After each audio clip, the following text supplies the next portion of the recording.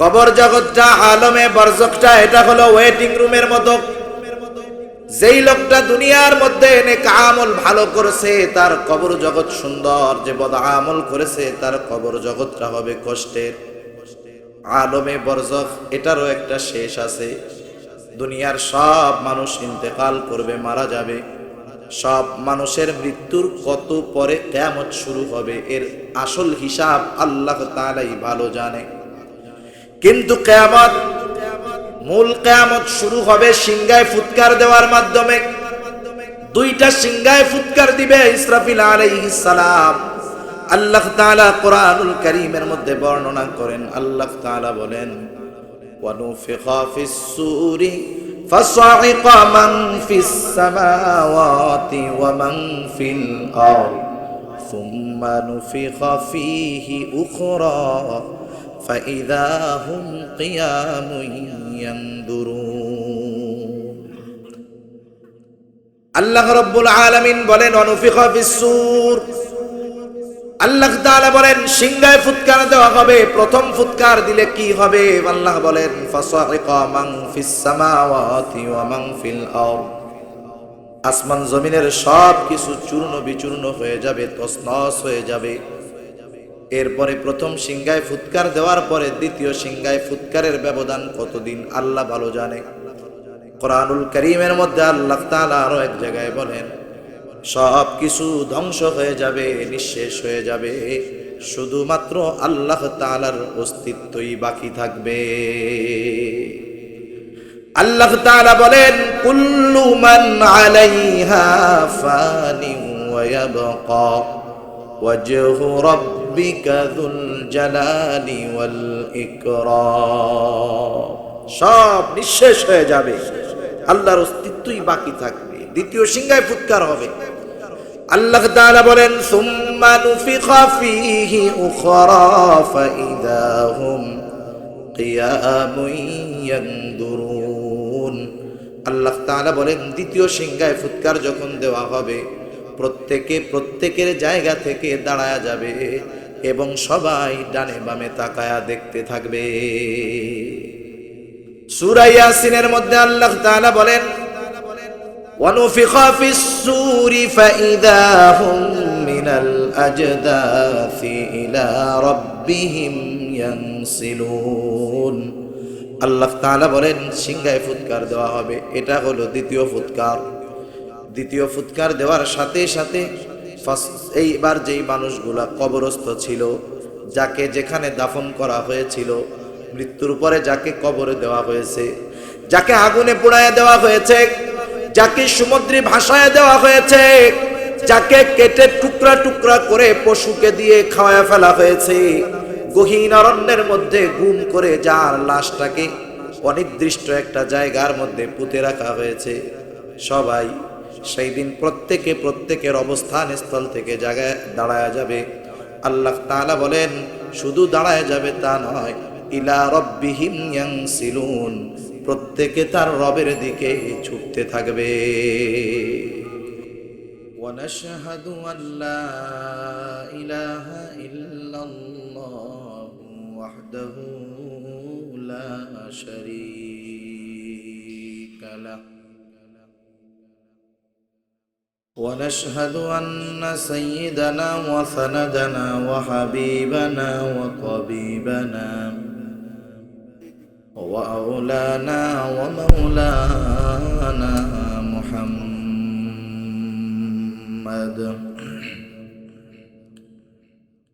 صلى الله تعالى عليه وعلى آله وأصحابه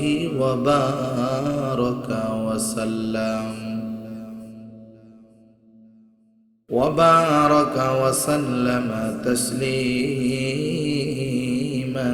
كثيرا كثيرا.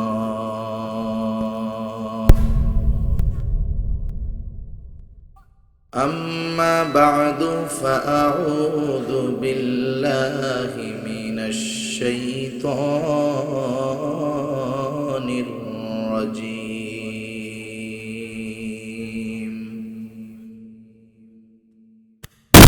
بسم الله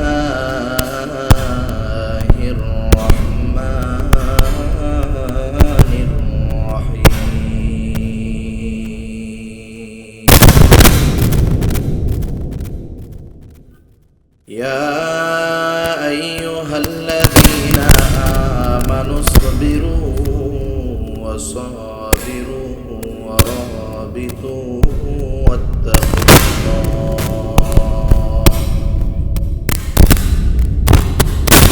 واتقوا الله لعلكم تفلحون.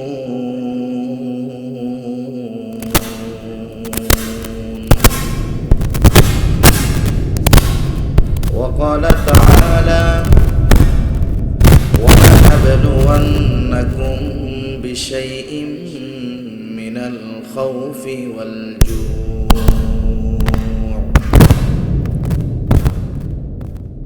ونقص من الأموال والأنفس والثمرات وبشر الصابرين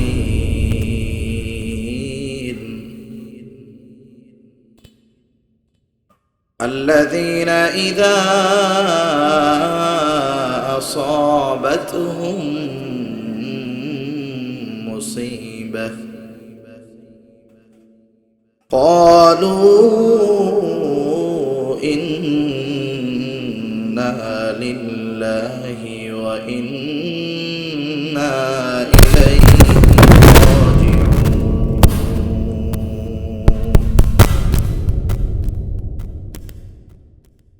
أولئك عليهم صلوات من ربهم ورحمة وأولئك هم المهتدون.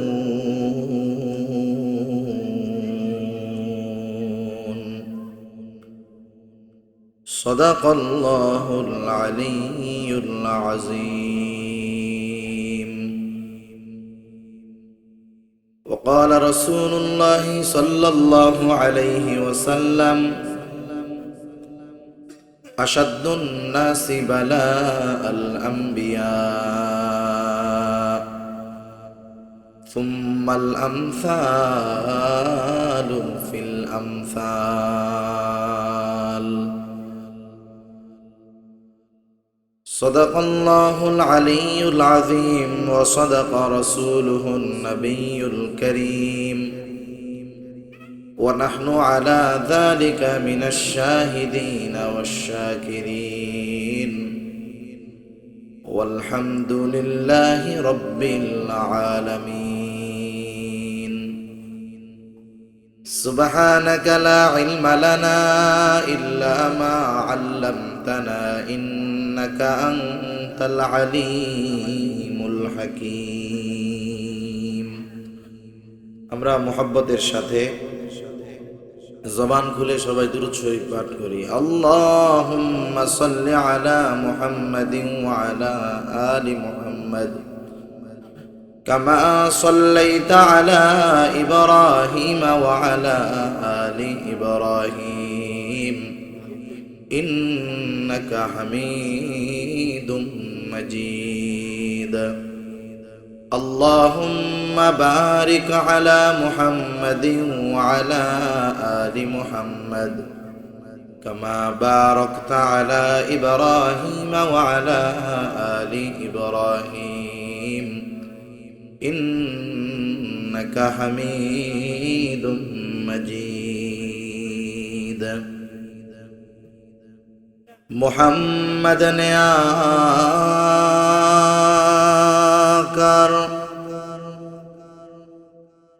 कुफर को मिटाया,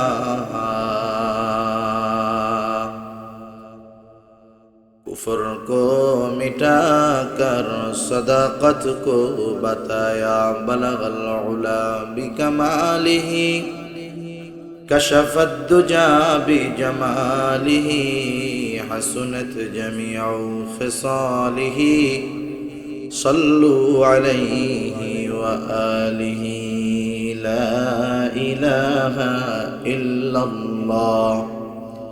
জবান খুলে আমরা জিকির করি লা ইলাহা ইল্লাল্লাহ। ভাই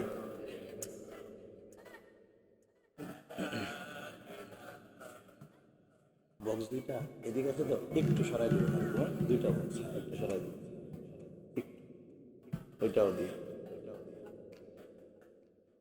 লা ইলাহা ইল্লাল্লাহ,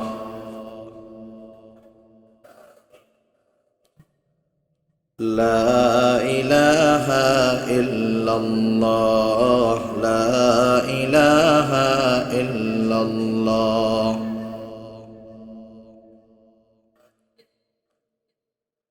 লা ইলাহা ইল্লাল্লাহ, লা ইলাহা ইল্লাল্লাহ,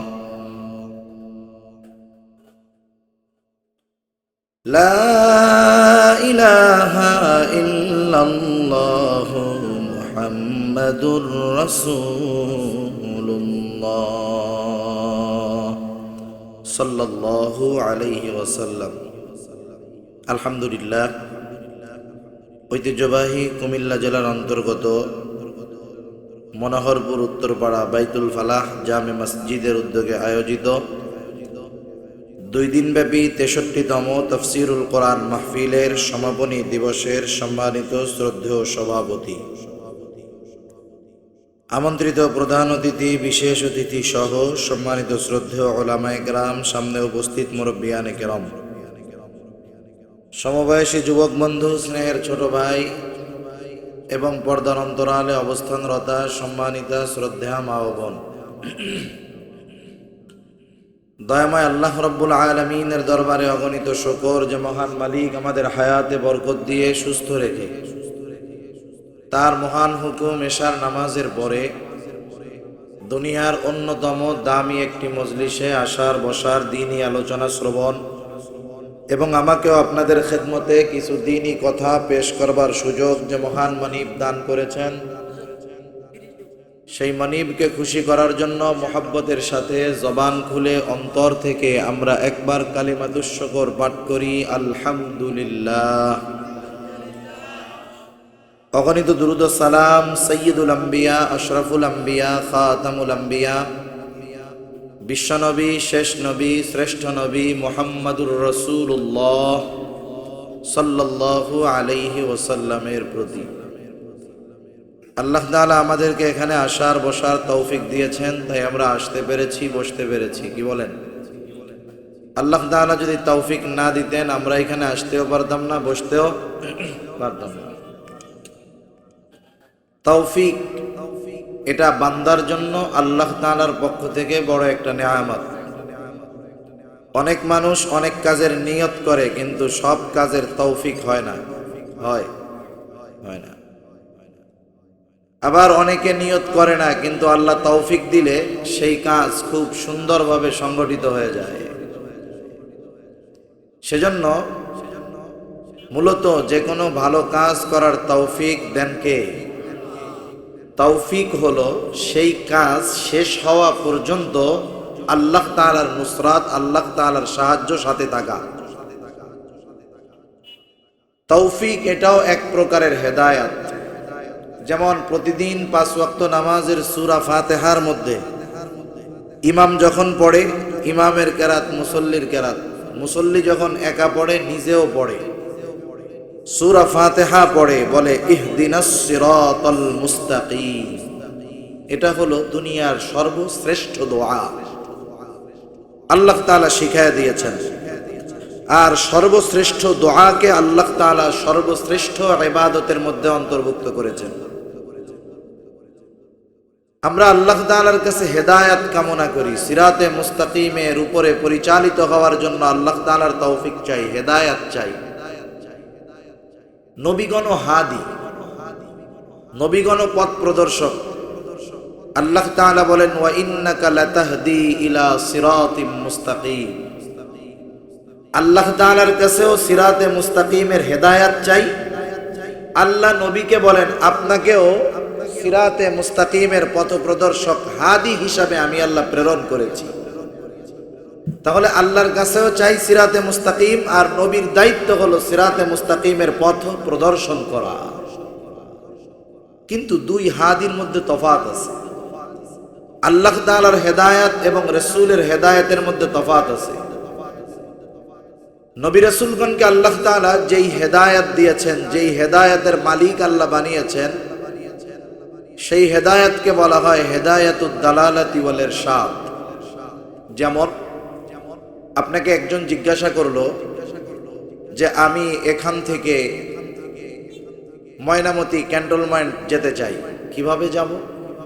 আপনি তাকে বললেন এই রোড দিয়ে সোজা যাইতে থাকবেন, যাওয়ার পরে রাস্তাটা একটা উঁচু জায়গায় উঠবে, ডাইনে বামে রাস্তা আছে, আপনি বাম দিকে যাবেন অর্থাৎ পূর্ব দিকে যাবেন। একটু আগালেই দেখবেন নদীর পাড়ে, নদীর সাথে একটা বড় ব্রিজ আছে, ব্রিজটা পার হয়ে আবার ডাইনে যাবে।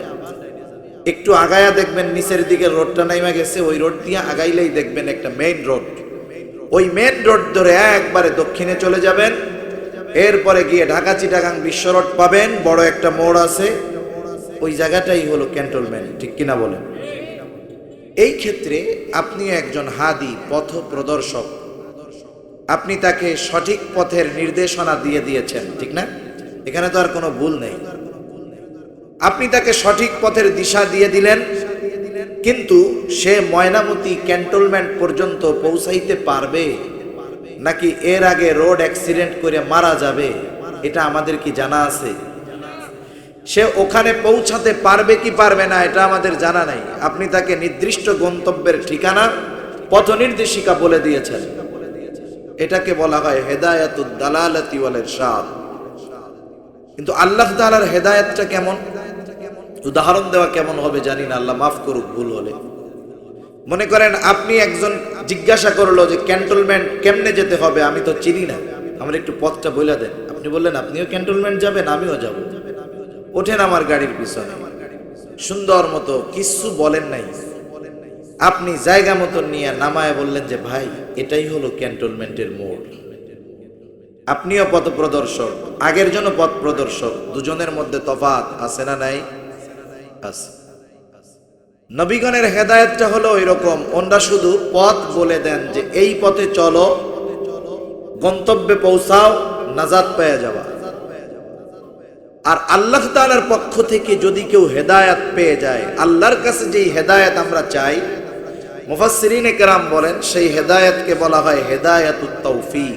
তার মানে আমরা আল্লাহ তাআলার কাছে এইটা বলি না যে আল্লাহ আপনি আমাদের সিরাতে মুস্তাকিম দেখায়া দেন, এটা বলি না, বরং কি বলি?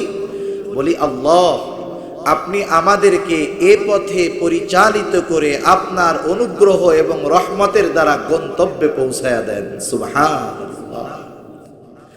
তাহলে আল্লাহ হলো বান্দাকে যখন হেদায়েত দেন মানে গন্তব্যে আল্লাহ পৌঁছায়া দেন, পথ বইলা দেন না যে এই পথে যাও। আল্লাহ কি করেন? বান্দাকে গন্তব্য পর্যন্ত তার অনুগ্রহে, তার দয়া, তার রহমতের দ্বারা পৌঁছায়া দেন। ঠিক কিনা বলেন? যেখানে আমরা যারা উপস্থিত হতে পারছি এটা আল্লাহ তাআলার তৌফিক লাগছে। হেদায়াতুত তৌফিক না হলে এখানে এসে বসা যায় নাই। আপনাদের ওইখানে তো দেখে আসলাম বিশাল বড় বাজার মিলছে, তাই না? অনেক মানুষ, প্রত্যেকটা মানুষ বাড়ির থেকে বাহির হয়েছে এই নিয়তে আমি মাহফিলে যাইতেছি। একজনও এই নিয়ত করে নাই যে আমি দোকানে চটপটি খাইতে যাইতেছি, চা খাইতে যাইতেছি, বিড়ি খাইতে যাইতেছি, জিলাপি খাইতে যাইতেছি। সবাই এই নিয়তে বাড়ির থেকে বের হয়েছে যে আমরা মাহফিলে যাইতেছি। আসতে পারছে সবাই? কারণ তাদের নসিবে হেদায়াতুত তৌফিক হয় নাই, কারণ হেদায়াতুত তৌফিক স্বয়ং আরশে আজিমের মালিকের পক্ষ থেকে আসে। সেজন্য গন্তব্যের পথিক অনেক হয়, কিন্তু সবাই পথের শেষ প্রান্তে পৌঁছাইতে পারে না। সেজন্য অনেকে আসছে মাহফিলে কিন্তু এখানে এখনো আসতে পারে নাই। আমরা তাদের জন্য আল্লাহর কাছে দোয়া করি, আল্লাহ তাআলা তাদেরকেও তৌফিক দান করুক, তারা এখানে এসে বসে কমপক্ষে এই মজলিসের বরকত হাসিল করতে পারে। সবাই বলি আমিন। আমরা দুনিয়ার শ্রেষ্ঠ মজলিসে বসছি। কিছু জিনিস আছে বারবার দেখার পরে, খাওয়ার পরে এর প্রতি আর রুচি থাকে না। মনে করেন বাংলাদেশের শ্রেষ্ঠ ওয়াইজ যিনি, যার ওয়াজ একদিন তাকে দেখার জন্য, তাকে শোনার জন্য আমরা মাসের পর মাস, বছরের পর বছর অপেক্ষা করি, ওই লোকটাই যদি আপনাদের মনোহরপুরে মাসে 5-7 বার আসে, বলেন তো এক বছর পরে এখন যেই চাহিদা তার উপরে আছে সেরকম চাহিদা থাকবে? তার মানে তাকে বারবার দেখার পরে, তার কথা বারবার শোনার পরে তার ডিমান্ড আপনাদের কাছে, আমাদের কাছে কমে যাবে। ঠিক কিনা বলেন? কিন্তু এই যে দ্বীনি মজলিস, এটা যদি প্রতিদিন কায়েম হয়, প্রত্যেকটা জায়গায় প্রতিদিন হয়, আপনি যদি এক মাস না প্রতিদিন এক একটা মাহফিলের এখানে আয়োজন করেন, বলেন তো এই মাহফিলগুলার যেই ফজিলত হাদিসে আছে, আল্লাহর রাসূল জানায়া দিয়েছেন, প্রতিদিন মাহফিল হওয়ার কারণে এই মাহফিলের যেই ফজিলত, এটা কি কমে যাবে? মূল্য কমে যাবে? দাম কমে যাবে? কমে যাবে না। কিন্তু মাহফিল তো ডেলি এখানে হবে না, হয়তো বছরে একবার এখানে হইতেছে 2 দিন, আগামী দিন এটা খেলার মাঠ থাকবে, মাহফিলের মাঠ থাকবে না। কেমন দাম এই মাঠের! আল্লাহ সুবহানাহু ওয়া তাআলা দুনিয়াতে বিভিন্ন প্রকারের ফেরেশতা নিযুক্ত করে রাখছেন। আল্লাহ তাআলার অন্যতম এক সৃষ্টি হলো ফেরেশতা। ঈমানের 6 ভিত্তির দ্বিতীয় ভিত্তি ফেরেশতাদের উপরে ঈমান আনা। আল্লাহ তাআলা ফেরেশতাদেরকে ফেরেশতাকে বিভিন্ন দায়িত্ব দিয়ে রাখছেন। আমাদের সাথে ফেরেশতা আছে, আমাদের নিরাপত্তায় নিয়োজিত ফেরেশতারা আছে। আরেক দল ফেরেশতা আছে ভ্রাম্যমাণ ফেরেশতা। আপনারা ভ্রাম্যমাণ আদালতের কথা শুনছেন? ভ্রাম্যমাণ আদালতের কথা শুনেন নাই? এদের কাজ হলো ওই আদালত ওই কোর্টে গিয়ে জারি হয় না, যেখানে অপরাধ সেখানে কোর্ট, সেখানেই বিচার, সেখানে ফাইন, নগদে সবকিছু। আল্লাহ তাআলার একদল ফেরেশতা আছে যারা হলো ভ্রাম্যমাণ ফেরেশতা। এই ফেরেশতাদের কাজ হলো দুনিয়া ব্যাপী ঘুরে বেড়ানো আর কি করা, কোথায় এই রকম দ্বীনি মজলিস আছে, এই রকম মজলিসগুলোর ব্যাপারে খোঁজ সংগ্রহ করা। সুবহানাল্লাহ। যখন তারা খোঁজ পায়, তারা কি করে? হাদিসের মধ্যে আসছে ওই জিকিরের মজলিস, ওই দ্বীনি মজলিসের চতুর্দিকে বেষ্টনী দিয়ে ফেরেশতারা দাঁড়ায় যায়। শুধু দাঁড়ায় তা না, একজন এক একজনের কাঁধের উপরে ভর দিতে দিতে আসমান পর্যন্ত পৌঁছায় যায়। আল্লাহ তাআলা সব জানে, সব দেখে। এরপরে ওরা যখন যায় বলে, আল্লাহ আপনার একদল বান্দা ওই রকম একটা জায়গায় দ্বীনি আলোচনা করতেছে, শুনতেছে। আল্লাহ বলেন, কেন করতেছে? তারা বলে, আল্লাহ তারা জাহান্নাম থেকে মুক্তি চায়, জান্নাত চায়, গুনাহ থেকে আপনার আযাব থেকে পানাহ চায়, গুনাহ থেকে মুক্তি চায়, জান্নাত চায়, জাহান্নাম থেকে বাঁচতে চায়। আল্লাহ তাআলা বলেন, ওরা কি আমাকে দেখছে? বলে, না দেখে নাই। জান্নাত দেখছে? না দেখে নাই। জাহান্নাম দেখছে? না দেখে নাই। আল্লাহ তাআলা বলে, আমাকে না দেখে, জান্নাত না দেখে, জাহান্নাম না দেখে যারা আমি আল্লাহ তাআলার কাছে এই সব থেকে পানাহ চায়, জান্নাত চায়, আমি আল্লাহ তাদের সবাইকে মাফ করে দিলাম। সুবহানাল্লাহ। এখন ফেরেশতারা বলে, আল্লাহ ওই জায়গায় তো সবাই এই নিয়তে আসে নাই, কারো কারো নিয়ত আছে হুজুররে দেখতে আইছে। এই হুজুর তো এই এলাকায় জীবনেও আসে না, একটু দেখে আসে, দেখতে কালা না দলা। অনেকে আসতে যায়, দেখি হুজুরের কণ্ঠ যদি ভালো হয়, ওয়াজটা একটু ভালো লাগে, শুনমু, নাইলে তো আর কেউ বাইন্দা রাখতে পারবো না, এরপরে ঘুরা ফিরা আসমু, এরপরে যাওয়াই হবে। আল্লাহ এদের নিয়তটা তো এরকম ছিল। ওরা তো গুনাহ মাফের আশায় বসে নাই, ওরা তো জান্নাতের আশায় বসে নাই, জাহান্নাম থেকে মুক্তির আশায় বসে নাই। আল্লাহ বলেন, ওদেরও মাফ, ওদেরও মাফ। কেন? আপনাদের এলাকা থেকে মাঝে মধ্যে বরযাত্রী যায় নাকি? এটা একটা জাহেলিয়াত মার্কা কাজ। এরপরেও যায় তো। যখন বরযাত্রীর মধ্যে 100, 200, 300, 400 সদস্য থাকে, ওই মেয়ের বাড়িতে যখন যায়, ওই বরযাত্রীর মধ্যে অফিসার থাকে, বিসিএস ক্যাডার থাকে, রিক্সাওয়ালা থাকে, ভ্যানওয়ালা থাকে, কৃষক থাকে, সিএনজিওয়ালা থাকে, বিভিন্ন লেভেলের, বিভিন্ন পেশার, বিভিন্ন যোগ্যতার মানুষ থাকে, ঠিক কিনা বলেন? যখন কনেপক্ষের বাড়িতে গিয়ে টেবিলে বসে, অথবা কমিউনিটি সেন্টারের মধ্যে টেবিলে বসে, যিনি খানা পরিবেশন করেন উনি কি আইসা জিজ্ঞাসা করে নাকি, আপনি কি বিসিএস ক্যাডার? আপনি যদি বিসিএস ক্যাডার হন তাইলে আপনার লাইগা পুরা আলাম মুরগি ভাজা, আর যদি আপনি কৃষক হন তাইলে আপনার জন্য মুরগির পাখনা, এরকম বলে নাকি? সবার জন্য খানা সেম লেভেলের, সবার জন্য সেম কোয়ালিটির, সেম লেভেলের খানা। উপরন্তু কেউ যদি এসে যোগ্যতা যাচাই করে সেই যোগ্যতার আলোকে খাবার দিতে যায়, তাহলে কমিউনিটি সেন্টার, বিভাগের বাড়ি, ওইটা মারামারির জায়গা হয়ে যাবে, ঠিক কিনা বলেন? তাহলে দেখেন, যখন বরযাত্রীতে গেল, সবার জন্য খানা লেভেল, এখানে যোগ্যতা দেখা হয় নাই। এই মজলিসের বরকত হলো এইটা। কমিউনিটি সেন্টারে গেলে যেমন খানা সবার জন্য সমান, এই মজলিসে এসে শুধুমাত্র বসার কারণে সবার জন্য আল্লাহ তাআলার পক্ষ থেকে ক্ষমার ঘোষণা সমান। সুবহানাল্লাহ। আল্লাহ তাআলা আমাদের আর যারা বাইরে চা খাইতেছে তাদেরকেও এখানে আসার তৌফিক দান করুক। সবাই বলি আমিন। আমি আপনাদের খেদমতে পবিত্র কোরআনুল কারীমের সূরা আলে ইমরানের শেষ আয়াত এবং সূরা বাকারা থেকে 3টা আয়াত তিলাওয়াত করেছি। আল্লাহ তাআলার কাছে তৌফিক চাই, আল্লাহ তাআলা অল্প সময়ে কিছু কথা আমাকে বলার তৌফিক দান করেন, যে কথাগুলো আমার এবং আপনাদের সকলের দুনিয়া এবং আখিরাতের জন্য কল্যাণকর হয়। সকলে বলি আমিন। আমরা সবাই দুনিয়াতে সফল হতে চাই। সফল, যে ব্যবসা করে সে চায় সে একজন সফল ব্যবসায়ী হবে, যে রাজনীতি করে সে চায় সে একজন সফল রাজনীতিবিদ হবে, যে লেখাপড়া করে সে চায় সে সর্বোচ্চ সফলতা বিসিএস কমপ্লিট করবে। আবার যারা অবৈধ লাইনে আছে, চুরি ডাকাতি দুর্নীতিবাজ, এরাও চায় যে সন্ত্রাসীর লাইনে সর্বোচ্চ অবস্থান এসে পৌঁছাবে। চোর একজন সর্বোচ্চ সফল চোর হবে, ডাকাত সর্বোচ্চ একজন সফল ডাকাত হবে। প্রত্যেক লাইনের প্রত্যেকটা মানুষ সফল হতে চায়, কিন্তু বলেন তো সবাই সফল হতে পারে? পারে না। দুনিয়াতে আমরা সবাই মুমিন, যারা ভিন্ন ধর্মাবলম্বী তাদের কথা বাদ, কিন্তু প্রত্যেকটা মুমিন সফল হতে চায়, কিন্তু সব মুমিন সফল হতে পারে না। আবার দুনিয়াতে আমরা সফলতা মনে করি একটা জিনিসকে, কিন্তু আল্লাহ তাআলা সফলতা বলেন আর একটা জিনিসকে। আল্লাহর সংজ্ঞায় সফলতা এবং আমাদের সংজ্ঞায় সফলতা, এর মধ্যে তফাৎ আছে। আমরা সফল কাকে বলি? দুনিয়ার লাইনে আমরা মূলত সফল তাদেরকেই বলি যারা অল্প সময়ে অল্প মেধা খাটিয়ে দুনিয়ার লাইনে সেলিব্রিটি পপুলার হয়ে যায়। সেজন্য অল্প সময় অল্প মেধা ব্যয় করে অনেক সম্পদের মালিক হয়, আমরা তারে বলি সে একজন সফল ব্যবসায়ী।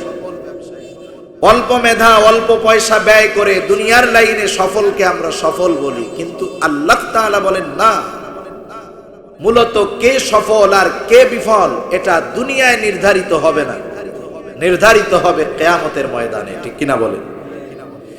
আল্লাহ তাআলা জানায় দিয়েছেন ওই দিন আল্লাহ তাআলা মানুষকে সফলতার সার্টিফিকেট দিবেন।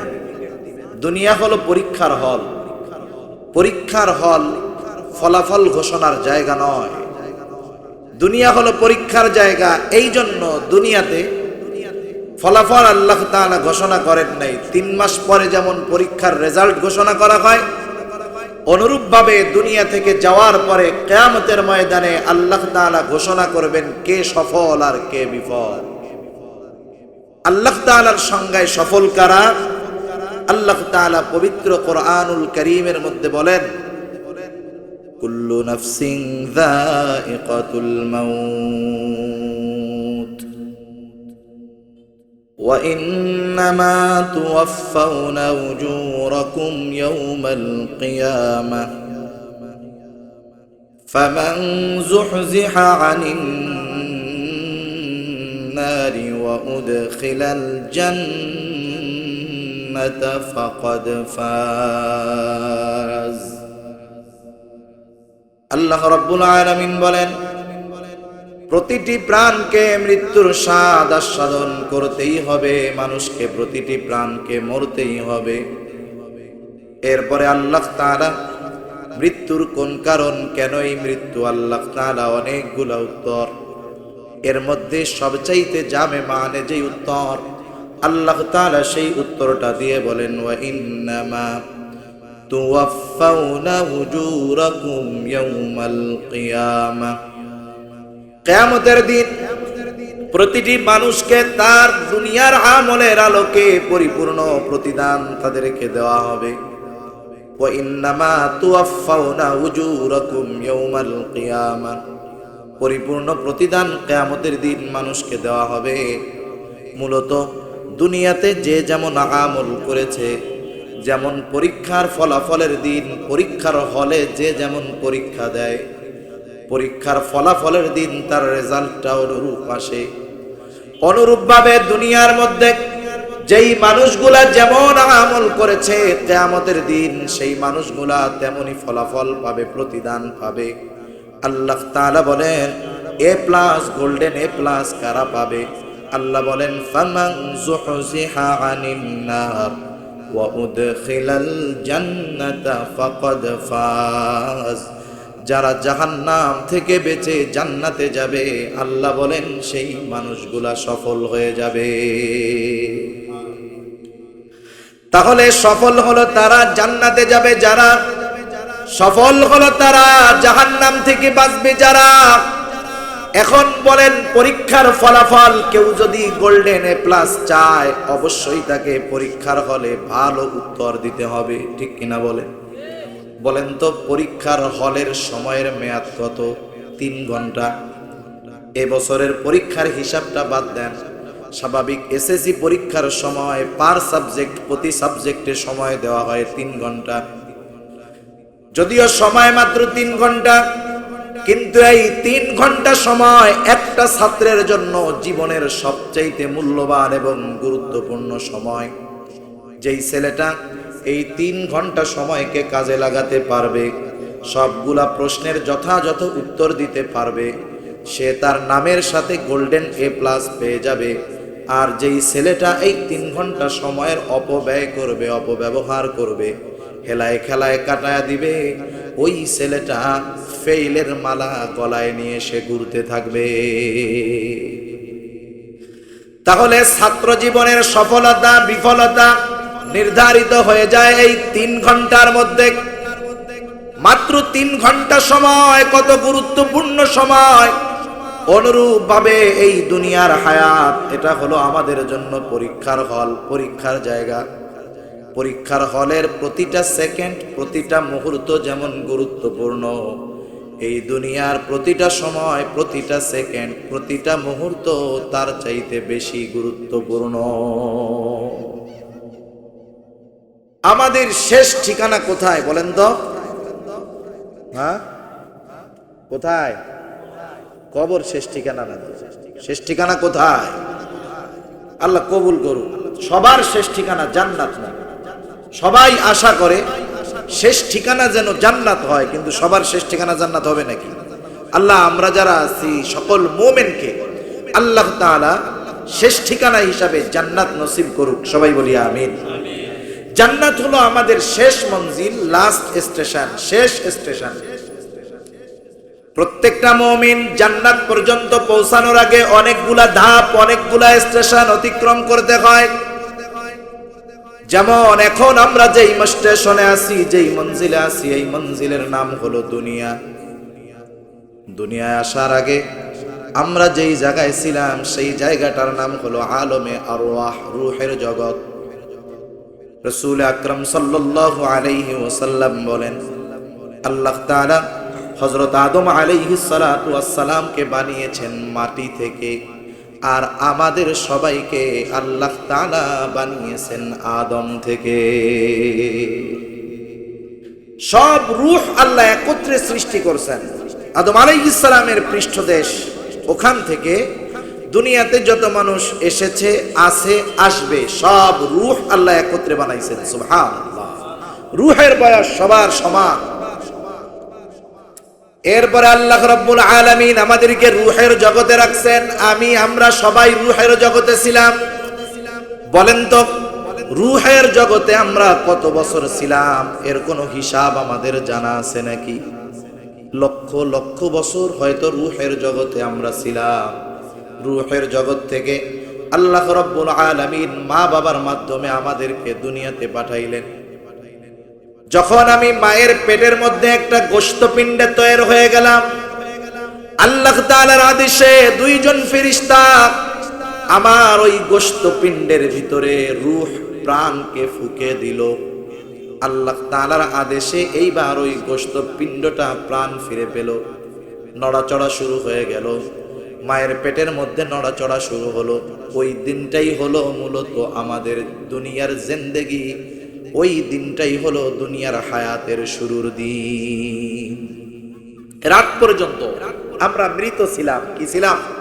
মৃত ছিলাম। এজন্য আল্লাহ তাআলা বলছেন যে আমি মৃত্যু এবং জীবনকে মানুষের পরীক্ষার জন্য সৃষ্টি করেছি। আমরা আগে ছিলাম মৃত, দুনিয়াতে প্রথম মৃত ছিলাম, এরপরে কিন্তু জীবিত হয়েছি। কথা বুঝেন? সব তো পোলাপান, বুঝবে না বুঝবে আল্লাহই জানে। এই জায়গায় তো বুড়া গুড়া বোঝার লোকের দরকার ছিল। তাফসির মাহফিল না, গানের মাহফিল না। তো যাই হোক, প্রথম আমরা যখন মায়ের গর্ভে ছিলাম তখন আমরা প্রথমে কি ছিলাম বলেন তো? জবাব দিতে হবে, কি ছিলাম? এই বক্সের আওয়াজ দুইটা কমান, বক্স আওয়াজ মিষ্টি না, কেড়কেড়া।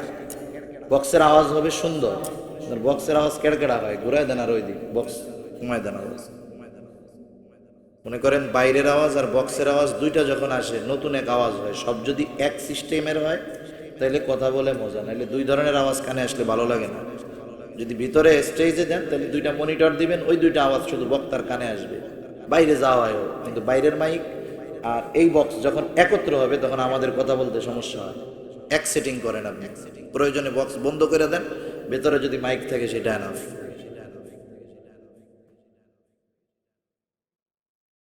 তাহলে আমরা প্রথম মৃত ছিলাম, ঠিক না? ফেরেশতা আল্লাহ তাআলার আদেশে রূহ ফুঁকে দিল। এবার মায়ের পেটের মধ্যে আমি আপনি প্রাণ পেয়ে গেলাম। ওই দিনটাই হলো আমার আপনার উৎপাদনের তারিখ। যেমন বাজারের মধ্যে গিয়া কেউ যদি কোনো লিকুইড পণ্য কিনে, বোতলজাত পণ্য কিনে, প্যাকেটজাত পণ্য কিনে, এখন মানুষ অনেক সচেতন। যাইয়া দোকানদারকে আগে বলে চিপস দিবি কিন্তু মেয়াদ আছে নাকি দেখা দিস, ঠিক কিনা বলেন? সে আগে দেখে, বক্স বন্ধ করেন ভাই, লাগবে না। সে আগে দেখে বক্সের গায়ে মেয়াদ কতদিন লেখা আছে, প্যাকেটের গায়ে মেয়াদ কতদিন লেখা আছে। যদি এক্সপায়ার ডেট না থাকে সে সেই পণ্যটা কিনে না। তার মানে ফ্যাক্টরি থেকে যখন পানির বোতল, জুসের বোতল, চিপসের প্যাকেট বের করা হয়, ওই সময় ওইটার উৎপাদনের তারিখ এবং মেয়াদ কোন দিন শেষ হবে সেটা লাগায়া দেওয়া হয়। মায়ের পেটটা হলো আমার আপনার এই স্ট্রাকচার, দেহ তৈরির ফ্যাক্টরি। আল্লাহ রাব্বুল আলামিন মায়ের পেটে থাকতেই আমার আপনার মেয়াদের সাথে সাথে একটা এক্সপায়ার ডেট লাগায় দিয়েছে, মেয়াদ লাগায় দিয়েছে। ওই মেয়াদ যেই দিন শেষ হবে সেই দিন আমার দুনিয়ার হায়াতটা শেষ হয়ে যাবে। আল্লাহ রাব্বুল আলামিন কারো হায়াত দেন, মায়ের পেট থেকে বের হওয়ার সাথে সাথে সে দুনিয়া থেকে বিদায় নিয়ে চলে যায়। কেউ বা 10 বছর, কেউ বা 20 বছর, কেউ 50, 60, 70, 80, 100 বছর বাঁচে। এমন লোকের সংখ্যা অনেক কম, ঠিক কিনা বলেন? নির্দিষ্ট সময় প্রত্যেকেরই আছে, কিন্তু সময়টা কখন দুনিয়ার কেউ জানে না। দুনিয়ার কেউ জানে না আমার আপনার নির্ধারিত সময়টা কখন। নির্দিষ্ট সময় যখন চলে আসে আল্লাহ তাআলার আদেশে ফেরেশতা মালাকুল মউত আমার আপনার প্রাণ হরণ করার জন্য চলে আসে। এত নিপুণভাবে, এত সূক্ষ্মভাবে নির্দিষ্ট সময়ে সে আমার আপনার রূহ কবজ করে। রূহ কবজের ব্যাপারে সে এক মুহূর্ত আগেও করে না, রূহ কবজ করতে তার এক মুহূর্ত বিলম্ব হয় না। আল্লাহ রাব্বুল আলামিন বলেন, فَإِذَا جَاءَ أَجَلُهُمْ لَا يَسْتَأْخِرُونَ سَاعَةً وَلَا يَسْتَقْدِمُونَ। একেবারে এক মুহূর্ত বিলম্ব হয় না, এক মুহূর্ত পূর্বেও মালাকুল মউত আমাদের প্রাণ হরণ করে না। মৃত্যু হলো, মৃত্যু হলে স্বাভাবিক সব এলাকায় কি করে? মৃত্যু যখন হয়ে যায় প্রত্যেকটা এলাকার মাইকের মধ্যে ঘোষণা হয়, অমুক এলাকার অমুক আজ বিকাল 5 ঘটিকার সময় ইন্তেকাল করিয়াছে। এটাই তো বলে নাকি? ইন্তেকাল শব্দটা হলো আরবি শব্দ। ইন্তেকাল শব্দের অর্থ হলো স্থানান্তরিত হওয়া। তার মানে উনি একটা জায়গায় ছিলেন, উনি আরেকটা জায়গায় গিয়েছেন। মৃত্যু মানেই যে সব কিছু শেষ হয়ে গেল তা নয়। মৃত্যু মানে এমন দিনের সূচনা যেটা অনন্তকালের পথে আমাদেরকে নিয়ে যায়। সুবহান। ইন্তেকাল হলো আমার আপনার নতুন আর একটা জগৎ, নতুন আর একটা মঞ্জিল শুরু হলো। রূহের জগৎ ছিল প্রথম মঞ্জিল, দুনিয়ার জগৎ হলো দ্বিতীয় মঞ্জিল, তৃতীয় মঞ্জিল হলো কবর জগৎ। মূলত ওটাকে বলা হয় আলমে বরজখ।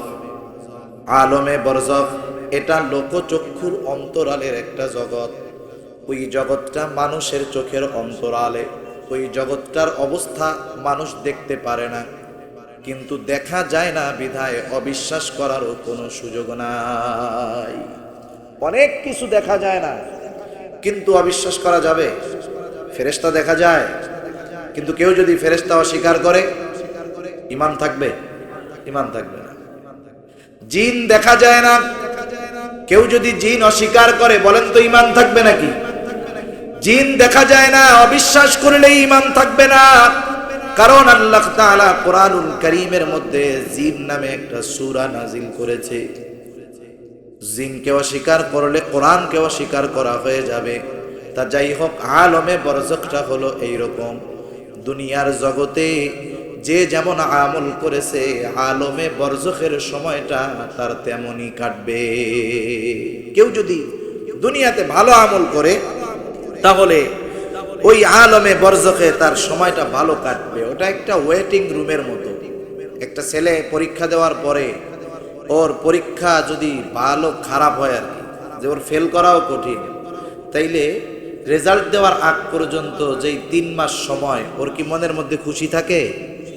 ও তো চিন্তায় থাকে, আল্লাহ গো কি হইব যদি ফেল যাই, সব কিছু সারা, কাম সারা। কিন্তু যে রেজাল্ট পরীক্ষা ভালো দিয়েছে, একবারে ভেজাল কুজাল নাই, সব অ্যান্সার দিছে, ওর মনের মধ্যে একটা প্রফুল্ল ভাব থাকে যে আমি গোল্ডেন এ প্লাস পাবো। কবর জগৎটা, আলমে বরজখটা এটা হলো ওয়েটিং রুমের মতো। যেই লোকটা দুনিয়ার মধ্যে নেক আমল ভালো করেছে তার কবর জগৎ সুন্দর, যে বদ আমল করেছে তার কবর জগৎটা হবে কষ্টের। আলমে বরজখ এটারও একটা শেষ আছে। দুনিয়ার সব মানুষ ইন্তেকাল করবে, মারা যাবে। সব মানুষের মৃত্যুর কত পরে কিয়ামত শুরু হবে, এর আসল হিসাব আল্লাহ তাআলাই ভালো জানে। কিন্তু কিয়ামত, মূল কিয়ামত শুরু হবে সিংহায় ফুৎকার দেওয়ার মাধ্যমে। 2টা সিংহায় ফুৎকার দিবে ইসরাফিল আলাইহিস সালাম। আল্লাহ তাআলা কোরআনুল কারীমের মধ্যে বর্ণনা করেন, আল্লাহ তাআলা বলেন ওয়ানুফিখা ফিস সূরি ফাসাইকা মান ফিস সামাওয়াতি ওয়া মান ফিল আরদ সুম্মা নুফিখা ফীহি উখরা فإذا هم قيام ينظرون। ওই বক্সটা আরো ঘুরায় দেন, ওইটা পুরা ঘুরায় দেন, এদিক পুরা ঘুরায় দেন। আমার দিক বক্স লাগবে না, মাইকের বাইরের আওয়াজ যেটা আসতেছে ওইটা আমার এনে ঘুরায় দেন। হ্যাঁ, বন্ধ আছে। আল্লাহ রাব্বুল আলামিন বলেন অনুফিখা ফিস সূর। আল্লাহ তাআলা বলেন সিংহায় ফুৎকার দেওয়া হবে। প্রথম ফুৎকার দিলে কি হবে? আল্লাহ বলেন ফাসাইকা মান ফিস সামাওয়াতি ওয়া মান ফিল আরদ। আসমান জমিনের সব কিছু চূর্ণ বিচূর্ণ হয়ে যাবে, তছনছ হয়ে যাবে। এরপরে প্রথম সিংহায় ফুৎকার দেওয়ার পরে দ্বিতীয় সিংহায় ফুৎকারের ব্যবধান কতদিন আল্লাহ ভালো জানে। কোরআনুল কারীমের মধ্যে আল্লাহ তাআলা আরো এক জায়গায় বলেন সব কিছু ধ্বংস হয়ে যাবে, নিঃশেষ হয়ে যাবে, শুধুমাত্র আল্লাহ তাআলার অস্তিত্বই বাকি থাকবে। আল্লাহ তাআলা বলেন কুল্লু মান আলাইহা ফানি ওয়া ইয়াবকা ওয়াজহু রাব্বিকা যুল জালালি ওয়াল ইকরাম। সব নিঃশেষ হয়ে যাবে, আল্লাহর অস্তিত্বই বাকি থাকবে। দ্বিতীয় সিংহায় ফুৎকার হবে। আল্লাহ তাআলা বলেন সুম্মা নুফিখা ফীহি উখরা ফাইদা হুম কিয়ামুন ইয়ানদুরুন। আল্লাহ তাআলা বলেন দ্বিতীয় সিংহায় ফুৎকার যখন দেওয়া হবে, প্রত্যেকের জায়গা থেকে দাঁড়ায়া যাবে এবং সবাই ডানে বামে তাকায়া দেখতে থাকবে। সূরা ইয়াসিনের মধ্যে আল্লাহ তাআলা বলেন ওয়ানুফিখা ফিস সূরি ফাইদা হুম মিনাল আজদাসি ইলা রাব্বিহিম ইয়ানসিলুন। আল্লাহ তাআলা বলেন সিংহায় ফুৎকার দেওয়া হবে, এটা হলো দ্বিতীয় ফুৎকার। দ্বিতীয় ফুৎকার দেওয়ার সাথে সাথে এইবার যেই মানুষগুলা কবরস্থ ছিল, যাকে যেখানে দাফন করা হয়েছিল, মৃত্যুর পরে যাকে কবরে দেওয়া হয়েছে, যাকে আগুনে পোড়ায় দেওয়া হয়েছে, যাকে সমুদ্রে ভাসায় দেওয়া হয়েছে, যাকে কেটে টুকরা টুকরা করে পশুকে দিয়ে খাওয়ায় ফেলা হয়েছে, গহীন অরণ্যের মধ্যে গুম করে যার লাশটাকে অনির্দিষ্ট একটা জায়গার মধ্যে পুঁতে রাখা হয়েছে, সবাই সেই দিন প্রত্যেকের অবস্থান স্থল থেকে জায়গায় দাঁড়ায় যাবে। আল্লাহ তাআলা বলেন, শুধু দাঁড়ায় যাবে তা নয়, ইলা রাব্বিহিম ইয়ানসিলুন, প্রত্যেকে তার রবের দিকে ছুটতে থাকবে, কিয়ামতের দিকে ছুটতে থাকবে। আল্লাহ তাআলা একত্রিত করবেন মানুষকে, ইয়াউমুল হাশর, ওইটা একত্রিত করার দিন, জমা করার দিন, সবাইকে এক জায়গায় জমা করা হবে। সেই দিনটা এত বিভীষিকাময় হবে যে যার কবরে আযাব হইতেছিল সে তার কবরের আযাবের কথা ভুলে যাবে। সুবহানাল্লাহ। যার কবরে আযাব হচ্ছিল সে কবরের আযাবের কথা পর্যন্ত ভুলে যাবে। রাসূল আকরাম সাল্লাল্লাহু আলাইহি ওয়াসাল্লাম বলেন, কিয়ামতের দিন প্রত্যেকটা মানুষ বিবস্ত্র অবস্থায় উঠবে। আয়েশা সিদ্দিকা রাদিয়াল্লাহু তাআলা আনহা বলেন, ইয়া রাসূলুল্লাহ, এটা তো বড় লজ্জার ব্যাপার, মানুষ কি মানুষের দিকে তাকাবে না, একজন কি অপরজনকে দেখতে পারবে না? আল্লাহর রাসূল বলেন, ও আয়েশা, কিয়ামতের ময়দানে মানুষ এতটা চিন্তিত, এতটা পেরেশানি থাকবে, এতটা ভীত থাকবে, একজন আরেকজনের দিকে তাকানোর কথা ভুলে যাবে। কঠিন অবস্থা। যার কবরে আযাব ছিল সে ভুলে যাবে, সে মনে করবে আমি কবরে তো আরামেই ছিলাম। তখন ওই মানুষগুলা কি বলবে? আল্লাহ বলেন, ক্বালু ইয়া ওয়াইলানা মান বা'আসানা মিন মারকাদিনা হাযা মা ওয়া'আদার রহমান ওয়া সাদাকাল মুরসালুন। আল্লাহ রাব্বুল আলামিন বলেন, ওই মানুষেরা বলবে, ইয়া ওয়াইলানা মান বা'আসানা মিন মারকাদিনা, আমাদেরকে কে আমাদের অবস্থান স্থল থেকে জাগ্রত করলো, কে আমাদের ঘুম ভাঙায় দিল? তারা মনে করবে কবরের মধ্যে মনে হয় ঘুমায় ছিল, আরামে ছিল। ফেরেশতারা অথবা মুমিন বান্দারা সেই দিন তারা তাদের এই কথার জবাব দিয়ে বলবে, হাদা মা ওয়া'আদার রহমান ওয়া সাদাকাল মুরসালুন। এটা হলো সেই দিবস যেই দিবসের ওয়াদা কে করেছেন। এটা হলো দয়াময় আল্লাহ রাব্বুল আলামিনের সেই প্রতিশ্রুত দিবস, যেই দিবসের সত্যায়ন রাসূলগণ করেছেন। এটা হলো সেই দিবস। এইবার সেই দিবসের দীর্ঘতা কত বড় আল্লাহ তাআলা কোরআনুল কারীমের মধ্যে জানায় দেন। আল্লাহ তাআলা বলেন, ইয়াউমান কানা মিকদারুহু 50 আলফা সানা, কিয়ামতের দিনের এক একটা দিনের মেয়াদ হবে দুনিয়ার 50,000 বছরের সমান। এক এক দিনের মেয়াদ হবে 50,000 বছরের সমান। এক সময় হিসাব নিকাশ হবে, মানুষেরা দুইটা ভাগে বিভক্ত হয়ে যাবে। আল্লাহ তাআলা বলেন, ফারিকুন ফিল জান্নাতি ওয়া ফারিকুন ফিস সাঈর, একটা দল হবে জান্নাতি আর একটা দল হবে জাহান্নামী। জান্নাতীরা অনন্তকাল জান্নাতে থাকবে, আর যারা জাহান্নামী এদের মধ্যে দুইটা গ্রুপ হবে। একটা গ্রুপ যারা বেঈমান, তারা অনন্তকাল জাহান্নামে থাকবে, আর একটা গ্রুপ হবে যারা বেঈমান নয়, ঈমান ছিল কিন্তু দুনিয়ার মধ্যে বদআমল করেছে, নাফরমানি করেছে, পাপাচারে লিপ্ত ছিল, কিন্তু কোনো মতে ঈমান নিয়ে মরতে পারছে। ওই মানুষগুলা তাদের কৃত পাপের শাস্তি ভোগ করার পর ঈমানের কারণে একটা সময় তারাও জান্নাতে যাবে। এইবার যারা জান্নাতি অনন্তকাল জান্নাতি, যারা জাহান্নামী তারা অনন্তকাল জাহান্নামী। এটা হলো মানুষের লাস্ট স্টেপ, লাস্ট স্টেশন। জাহান্নামে যে যাবে অনন্তকাল জাহান্নামে, জান্নাতে যে যাবে অনন্তকাল জান্নাতে। বলেন তো, এই যে ধাপগুলা আমরা অতিক্রম করলাম, রূহের জগতে ছিলাম, এরপরে দুনিয়ার জগতে আসলাম, আলমে বরজখে যাব, কিয়ামতের ময়দান, ওইটা শেষ করার পরে আশা করি আমরা জান্নাতে যাব। এই যে সময়গুলা, বলেন তো সবচাইতে কম সময় আমাদের অবস্থান কোন জায়গায় হবে? কোন জায়গায়? কথা বুঝেন নাই মনে হয়। কথা বুঝতে পারছেন? একটা মানুষ সবচাইতে কম সময় অবস্থান করে কোথায়? হ্যাঁ, আরো জোরে বলেন না, কোথায়? আপনারা বুঝতেছেন না মনে হয়, কষ্ট হইতেছে আপনাদের। প্রধান অতিথি আসছেন, আমি শেষ করে দেই, হুজুর এসে আলোচনা করুক, বুঝবেন, উনি তো আপনাদের পরিচিত মানুষ। আপনারা যদি বুঝেনি তাহলে কথা কন না কেন? আপনাদের বিভাগ কোনটা? কুমিল্লা হইছে নি এখনো? এখন কোথায় আছেন? চট্টগ্রামে আছেন। কিন্তু আপনাদের অ্যাক্টিভিটিস চট্টগ্রাম বিভাগের মানুষের মতো না। আপনাদের দেশে ময়মনসিংহ বিভাগের লোকের মতো লাগতেছে। তিন মাথা এক জায়গা দিয়ে ওয়াজ শুনে কিছু আও কয় না, নাও কয় না। আপনারা যদি এরকম করেন তাহলে তো কথা বোঝানো সমস্যা। আমার কথা কি বুঝতে সমস্যা হইতেছে, নাকি আমার সুরের অভাব আছে? সুরের অভাব আছে এটা আমি জানি, বোঝানোর অভাব আছে এটাও জানি। তারপরেও বোঝার তো কথা, এর চাইতে সহজে সাবলীল ভাষায় বলার যোগ্যতা আল্লাহ আমার দেয় নাই। যদি আমার ত্রুটি থাকে আমি আগের থেকে মাপ চাইয়া নিতেছি আপনাদের কাছে। তাহলে মানুষ সবচাইতে কম সময় অবস্থান করে কোথায়?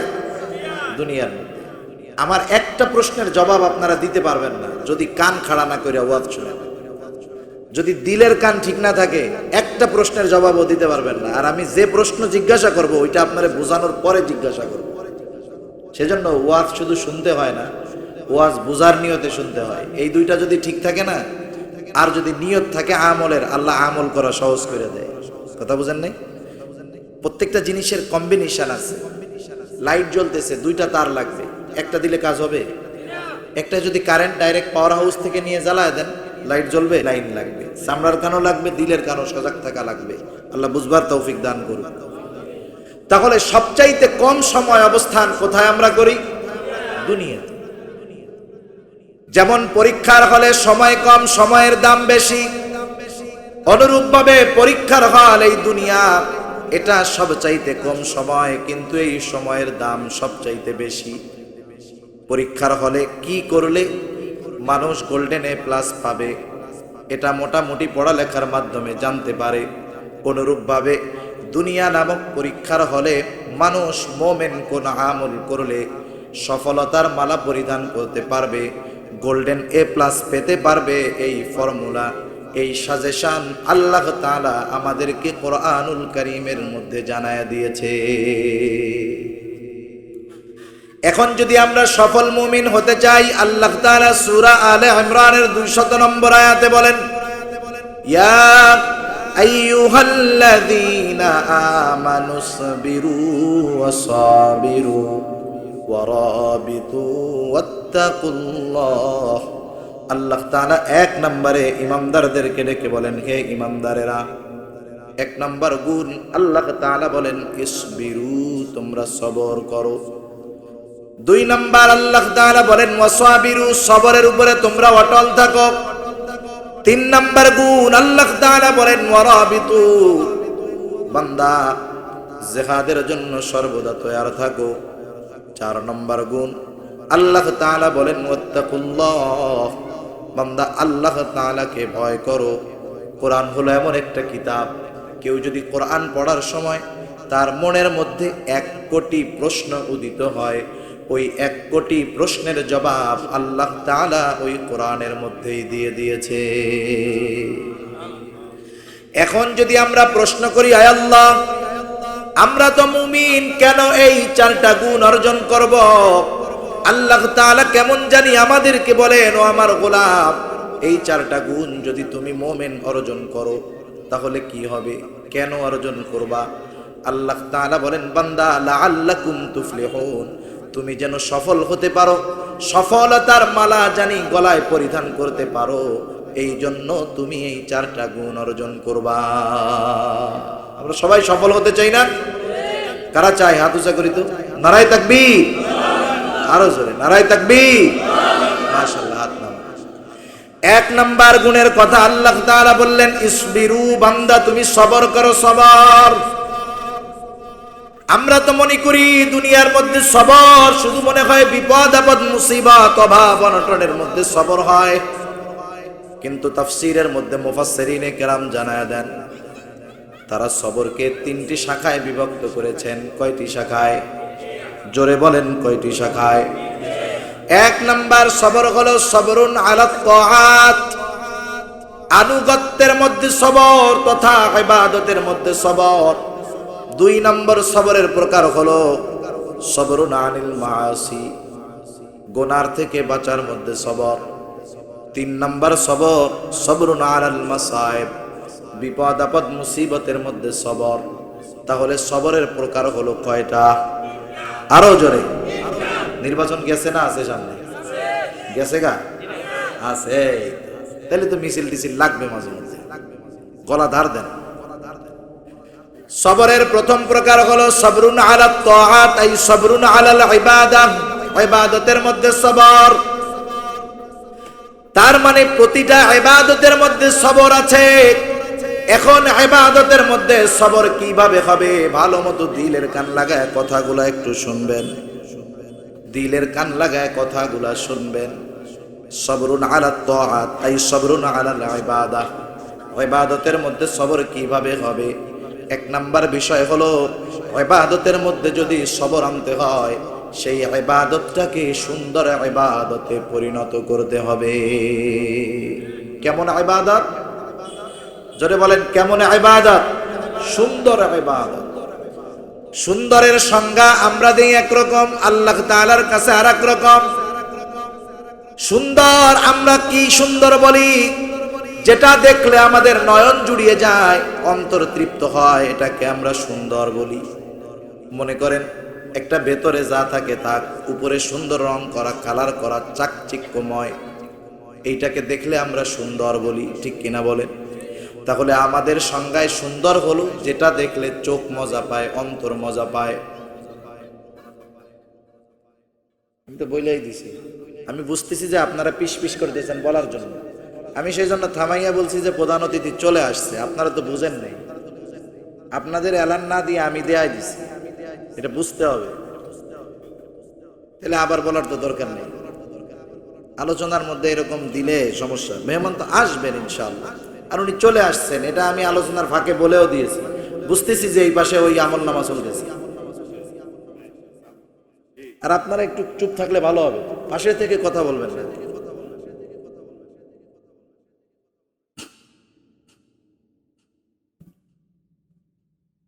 আস্তাগফিরুল্লাহ।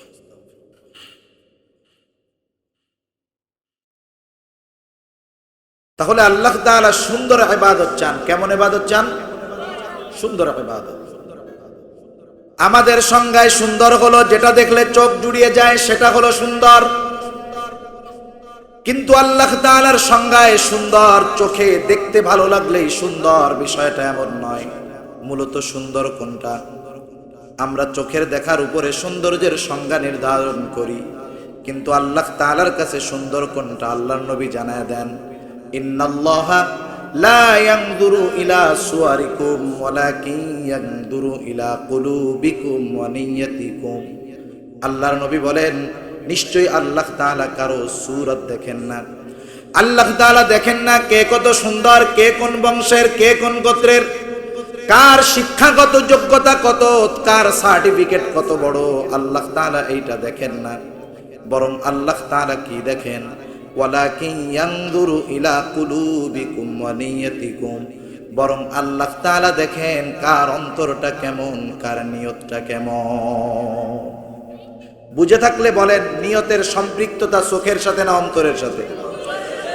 তাহলে আল্লাহ তাআলার কাছে সৌন্দর্যের সংজ্ঞা নির্ধারিত হয় অন্তরের মাধ্যমে। এজন্য ইবাদত সুন্দর করার দরকার। আর আল্লাহ তাআলা সুন্দর ইবাদতই চান, অনেক ইবাদত চান, বিষয়টা এমন নয়। আল্লাহ তাআলা বলেন, আল্লাযী খালাকাল মাউতা ওয়াল হায়াতা লিয়াবলুয়াকুম আইয়ুকুম আহসানু আমালা।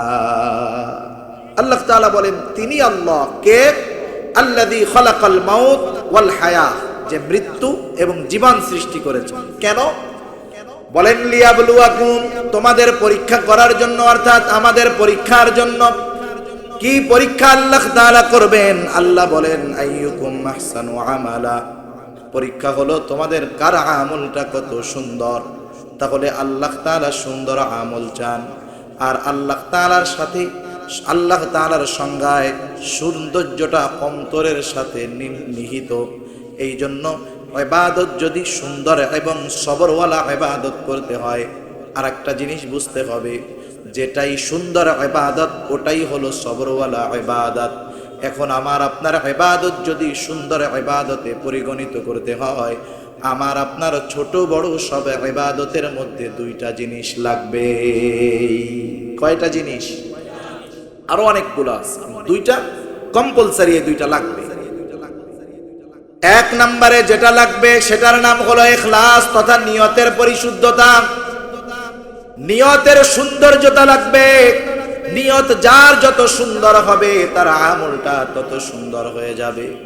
এজন্য নবী আমার বলেন আখলিস দীনাকা ইয়াকফিকাল আমালুল কলিল, তোমার ঈমান খাঁটি করো, অর্থাৎ তোমার ইখলাস পরিশুদ্ধ করো, তোমার নিয়ত পরিশুদ্ধ করো, অল্প আমল নাজাতের জন্য যথেষ্ট হবে। সুবহানাল্লাহ। তাহলে ইবাদত সুন্দর হওয়ার জন্য, সবরওয়ালা হওয়ার জন্য এক নম্বরে দরকার ইখলাস। যেই ইবাদতের মধ্যে ইখলাস নাই সেই ইবাদত হলো জাল ইবাদত। জাল টাকা বহন করা যেমন অপরাধ, ইখলাসবিহীন আমল করাটাও তেমন অপরাধ। জাল টাকা ব্যাংকারের কাছে নিয়ে যাবেন, নোটারে কাগজ বইলা ছিঁড়ে ফেলবে। অনুরূপভাবে জাল আমল যখন আল্লাহর সামনে পেশ করা হবে, আল্লাহ তাআলা ওই আমলকে ধুলায় নিঃশেষ করে দিবে। কিয়ামতের দিন প্রত্যেকটা মানুষের জিন্দেগীর সব আমলগুলা নিয়ে আল্লাহর সামনে হাজির করা হবে। আল্লাহ তাআলা বলেন ওয়াকাদিমনা ইলা মা আমিলু মিন আমালিন ফাজআলনাহু হাবাআন মানসুরা। আল্লাহ তাআলার সামনে সব আমলগুলা হাজির করা হবে। আল্লাহ তাআলা শুধুমাত্র বান্দার ওই আমলগুলাকে কবুল করবে যেই আমলগুলার মধ্যে ইখলাস ছিল, আল্লাহর সন্তুষ্টি উদ্দেশ্য ছিল, সেগুলাকে কবুল করা হবে। বাকিগুলাকে আল হাবাউল মানসুর, তথা এমন নিশ্চিহ্ন করা হবে কেমন জানি সে ইবাদত করেই নাই। বলেন তো আমার আপনার জিন্দেগীর ছোট বড় সব ইবাদতের একমাত্র হকদার কে? তাহলে আমরা যদি ইবাদতের মধ্যে ইখলাস আনতে না পারি, মানুষকে দেখানোর জন্য, মানুষের প্রশংসা পাওয়ার জন্য যদি ইবাদত করি, বলেন কার হক নষ্ট করা হবে?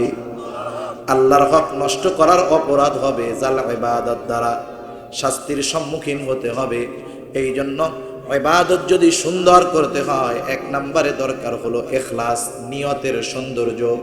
দুই নম্বর যেটা দরকার সেটার নাম হলো সুন্নাত, আল্লাহর রাসূলের পদ্ধতি দরকার। দুনিয়ার মধ্যে এমন কোন ইবাদত নাই যেই ইবাদতের মধ্যে সুন্নাত নাই।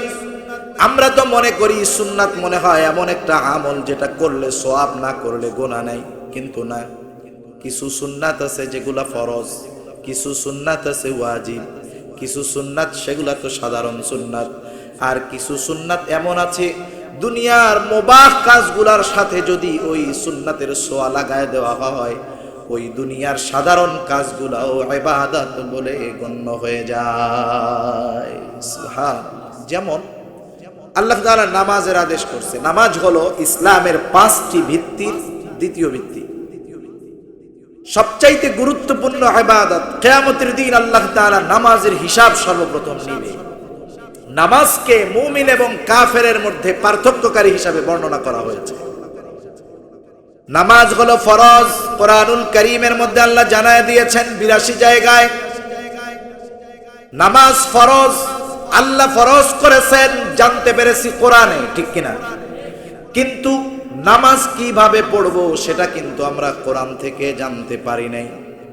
সারা দুনিয়ার মুফাসসির যদি কিয়ামত পর্যন্ত প্রচেষ্টা করে আল্লাহর নবীর জীবনী বাদ দিয়ে, সুন্নাহ বাদ দিয়ে, হাদিস বাদ দিয়ে শুধুমাত্র কোরআন থেকে ফজরের 2 রাকাত ফরজ নামাজের পদ্ধতি বের করে পড়বে, কিয়ামত পর্যন্ত প্রচেষ্টা করবে, কিন্তু নবীর পদ্ধতি অনুসরণ না করা পর্যন্ত একটা রাকাত নামাজ সে পড়তে পারবে না। তাহলে নামাজ ফরজ করছে কে? জোরে বলেন। নামাজের পদ্ধতি জানায় দিয়েছেন রাসূলুল্লাহ। এজন্য আল্লাহর রাসূল বলেন, সল্লু কামা রাআইতুমুনি উসাল্লি। নবীজি আমার বলেন, কেমন করে তোমরা নামাজ পড়বা, আমাকে যেভাবে নামাজ পড়তে দেখো সেইভাবে তোমরা নামাজ পড়বা। তার মানে নামাজ পদ্ধতিতে পড়ি, সেই পদ্ধতি হলো রাসূলের, এটাই হলো সুন্নাত। তাহলে কিছু সুন্নাত আছে ফরজ, সুন্নাত বিহীন কোনো ইবাদত দুনিয়ার মধ্যে নাই। আবার কিছু সুন্নাত আছে ওয়াজিব। যেমন দাড়ি যার হইছে লম্বা, এক মুষ্টি কমপক্ষে রাখতে হবে। দুনিয়ার ফুকাহায়ে কেরাম এই ব্যাপারে একমত। যারা রাখতে পারে নাই, আল্লাহ তাদের রাখার তৌফিক দিক। জোরে বলি আমিন। কিন্তু যারা রাখতেছি বুঝতে হবে, দাড়ি যখন লম্বা হইছে, যারটা হয় না তার হিসাব বাদ। কিন্তু যার দাড়ি এক মুষ্টির অতিরিক্ত লম্বা হয়, এই লোকটার কমপক্ষে এক মুষ্টি দাড়ি রাখতে হবে। এটা দুনিয়ার অধিকাংশ ফুকাহায়ে কেরামে এই ব্যাপারে একমত যে দাড়ি এক মুষ্টির পরিমাণ রাখতে হবে, এটা ওয়াজিব। তাহলে এই সুন্নাতটা হলো ওয়াজিব। এরপরে স্বাভাবিক কিছু সুন্নাত আছে, আবার এরপরে এমন কিছু সুন্নাত আছে যেগুলা দুনিয়ার কাজের সাথে লাগাইলে দাম বেড়ে যায়। যেমন দুনিয়ার কিছু মুবাহ কাজ আছে, যেই কাজগুলা করলে সওয়াবও নাই গুনাহও নাই। যেমন বাথরুম করা। বলেন তো, কেউ যদি সারা জিন্দেগি বাথরুমের মধ্যে না যায়, এটা তো সম্ভব না। কিন্তু যদি এরকম হয়, সে জীবনে কোনোদিন বাথরুম করে নাই, এর কারণে কি তার গুনাহ হবে নাকি? কেউ যদি ডেলি 10 বার করে সওয়াব হবে? তাহলে সওয়াবও নাই গুনাহও নাই। কিন্তু এই বাথরুম করার কাজটা সে যদি সুন্নাত তরিকায় করে, অনেকগুলা সুন্নাত আছে বাথরুমে যাওয়ার। সকাল বেলায় আজানের আওয়াজ শুনে ঘুম থেকে উঠলো, প্রথমেই নিয়ত করলো আগে হাজতটা সারি, তারপরে ওযু করব। এই নিয়ত করে বাথরুমে যাওয়ার সময় মাথাটাকে ঢাইকা নিল। টুপি দিয়ে ঢাকুক আর গামছা দিয়ে ঢাকুক, মাথা ঢাকাটা সুন্নাত। এরপরে বাথরুমে ঢোকার আগে দোয়া পড়বে, বাথরুমের মধ্যে ঢুইকা না, আগে দোয়া পড়বে। এরপরে বাম পা দিয়া ঢুকবে। বাথরুমের মধ্যে যতটুকু কাপড় ওঠালে যথেষ্ট হয় ততটুকু উঠাবে। এরপরে ঢিলা কুলুক ব্যবহার করবে, পানি ব্যবহার করবে, ওযু করবে। বাহিরে থাকলে বাহিরে এসে ওযু করবে, অথবা এর আগে যদি বাথরুম থেকে সে বের হয়, বের হওয়ার সময় আগে বাম পা ডান পা দিয়ে বের হয়ে যাবে। বাহির হওয়ার পরে দোয়া পড়বে। এই যে আমলগুলা করলো, নিয়ত করেছে সুন্নাত তরিকায় করব। এই যে বাথরুম করাটা, এটা স্বাভাবিক দুনিয়ার একটা কাজ ছিল, কিন্তু সুন্নাত তরিকায় করার কারণে এই আমলটা এখন আর দুনিয়ার সাধারণ আমল নাই, এই আমলটা তার সওয়াবের কারণ হয়ে যায়। শুধু সুন্নাতের ছোঁয়া লাগলে ইবাদত সুন্দর হয়। সেজন্য আমি আপনি যদি সবরওয়ালা আমল করতে চাই, কয়টা জিনিস দরকার? জোরে বলেন। 1 নম্বর দরকার ইখলাস, 2 নম্বর দরকার সুন্নাত। এই দুইটা জিনিস যদি আমার জিন্দেগির ছোট বড় সব আমলের মধ্যে হয়, এটা আল্লাহর কাছে সুন্দর আমল বলে গণ্য হয়ে যাবে। 2 নম্বর হলো গুনার থেকে বাঁচা, এটাও এক প্রকারের সবর। গুনার থেকে বাঁচা এটাও সবরের একটা প্রকার। কিন্তু দিন যত যাচ্ছে, গুনার থেকে বাঁচা সহজ না কঠিন? অপরাধের শাস্তির পাওয়ার, শাস্তির মেয়াদ, শাস্তির তীব্রতা যত বাড়ানো হোক না কেন, অপরাধ কমে না। আগে ধর্ষণের সর্বোচ্চ শাস্তি ছিল যাবজ্জীবন, এখন ধর্ষণের সর্বোচ্চ শাস্তি হলো মৃত্যুদণ্ড। বলেন তো, এই অপরাধের শাস্তির প্রখরতা বেড়েছে না কমেছে? অপরাধের শাস্তির প্রখরতা বেড়েছে, কিন্তু অপরাধ নির্মূল হয় নাই। দুনিয়ার মধ্যে দিন যায়, পুলিশ প্রশাসনের লোক বাড়ে না কমে? পুলিশ বাড়া এটা অপরাধ বাড়ার আলামত। নিরাপত্তা সেফটির বিষয়ে যত বাড়ে, বুঝতে হবে অনিরাপত্তা তত বাড়তেছে। দিন যায়, অপরাধ বাড়তেছে, অনিরাপত্তা বাড়তেছে, পাপ বাড়তেছে। কিন্তু দুনিয়ার আইন দিয়ে পাপকে নির্মূল করা সম্ভব নয়। কিন্তু একটা জিনিস খেয়াল করেন, যেই সময়টাকে আমরা আইয়ামে জাহেলিয়াতের সময় বলি, রাসূলুল্লাহ সাল্লাল্লাহু আলাইহি ওয়াসাল্লাম দুনিয়ায় আসার আগে ওই সময়টাকে আরবের মানুষের এতটা মূর্খতা, এতটা উগ্রতা ছিল যে ওটাকে জাহেলিয়াতের সময় বলা হয়। একটা মেসাল দিলে বুঝতে সহজ হবে কতটা জাহেলিয়াতি, কতটা অজ্ঞতা, কতটা হিংস্রতা ওই সময়ের মধ্যে ছিল। দুইটা যুবক এক জায়গায় বসে তর্কাতর্কি করতেছে, সামনে দিয়ে একটা গর্ভবতী মেয়ে হেঁটে যায়। এই দুইটা যুবক ওই গর্ভবতী মেয়েকে দেখে তর্কে লেগে গেছে। একটা ছেলে বলে এই মহিলার পেটের মধ্যে ছেলে আছে, আর একজন বলে এই মহিলার পেটের মধ্যে মেয়ে আছে। দুইজনের মধ্যে কি চলতেছে? তর্ক চলতেছে। আছে কোনটা? যে কোনো একটা তো আছে। এখন দুইজন সিদ্ধান্তে উপনীত হতে পারতেছে না, কারোটা কেউ মানে না। এখন একজন বলে চল কি আছে, ওই মহিলার পেট ফাইড়া দেখবো, ওই মহিলার পেটের মধ্যে কি আছে। শুধুমাত্র নিজেরা একটা সিদ্ধান্তে উপনীত হওয়ার আশায় ওই জীবিত মহিলার পেটের সন্তানটাকে মহিলার পেট কেটে তারা বের করে তাদের তর্কের ব্যাপারে নিষ্পত্তি নিয়েছে। এত জঘন্য, এর চাইতে আরো জঘন্য অবস্থা ছিল তৎকালীন সময়ে। কিন্তু এই মানুষগুলা যখন রাসূলুল্লাহ সাল্লাল্লাহু আলাইহি ওয়াসাল্লামের হাতে ঈমান আনছে, এই মানুষগুলার পরিস্থিতি কেমন হয়ে গেছে? এরা হইছে আল্লাহর নবীর পরে সর্বোত্তম মানুষ, ঠিক কিনা বলেন? এই মানুষগুলার চরিত্র কেমন হয়ে গেছে? রাসূল আকরাম সাল্লাল্লাহু আলাইহি ওয়াসাল্লামের হাতে ঈমান আনছে এই মানুষগুলা, যাদের হাতে দিনের বেলায় ভাইয়ের সাথে বোন নিরাপদ ছিল না, স্বামীর সাথে স্ত্রী নিরাপদ ছিল না, বাবার সাথে কন্যা নিরাপদ ছিল না, ভাইয়ের সাথে বোন নিরাপদ ছিল না, ভাইয়ের হাত থেকে বোনকে কেড়ে নিয়ে তারা নিয়ে অপহরণ করে নিয়ে যাইত। কিন্তু এই মানুষগুলা ঈমান আনার পরে তাদের আখলাক কেমন হয়ে গেল! সুদূর ইয়ামেনের রাজধানী সানা থেকে হাজারামাউত পর্যন্ত এই বিশাল বালুময় পথে গভীর রাতে একাকী একটা রমণীয় যদি হেঁটে যাইত, ওই মানুষগুলাই ঈমানের কারণে, নবীর সংস্পর্শতায় আসার কারণে রাতের আধারে একটা মানুষ, একটা সুন্দরী যুবতী এতটা নিরাপদ ছিল, একটা যুবক ছিল না ওই যুবতীর পথ রোধ করে দাঁড়িয়ে যাবে। ওদের সাথে কি পুলিশ থাকতো নাকি বেশি? সিসি ক্যামেরা কিছুই ছিল না। কিন্তু কোন কারণে তাদের এই পরিবর্তন? তাহলে বোঝা গেল এমন কিছু চিন্তাধারা তাদের মনের মধ্যে ছিল যা তাদের চরিত্রকে দিনের বেলায় যেমন বানায়ছে, রাতের আধারেও তাদের চরিত্র তেমনই হয়ে গেছে, ঠিক কিনা বলেন? আমাদের দেশে তো কিছু মানুষ আমরা আছি, দিনের বেলায় মানুষের সামনে চরিত্র হলো একরকম, রাতের আধারে লোকচক্ষুর অন্তরালে চরিত্রটা আর এক রকম। এমন মানুষ সমাজে আছে না নাই? অধিকাংশই আমাদের এই অবস্থা। সেজন্য দুনিয়ার আইন দিয়ে, প্রশাসন দিয়ে, সিসি ক্যামেরা দিয়ে অপরাধ নির্মূল করা যাবে না, পাপ থেকে বাঁচানো যাবে না, বাঁচা যাবে না। কেমন করে বাঁচা যাবে সেই ফর্মুলা, সেই খবর আমাদেরকে কোরআনুল কারীম জানায় দিয়েছে। বলেন সুবহানাল্লাহ। আপনাদের যুবকদের মধ্যে যাদের ইফটিজিং করার বদ অভ্যাস আছে, এই ছেলেটা যদি তার বাবার সাথে রাস্তায় যায়, বাজারে যায়, এখন যদি ওই ছেলের সামনে দিয়ে বিশ্ব সুন্দরী একটা হেঁটেও যায়, বলেন তো বাবা সাথে থাকার কারণে ছেলেটা কি ওই সুন্দরী মেয়েটাকে ইফটিজিং করবে নাকি?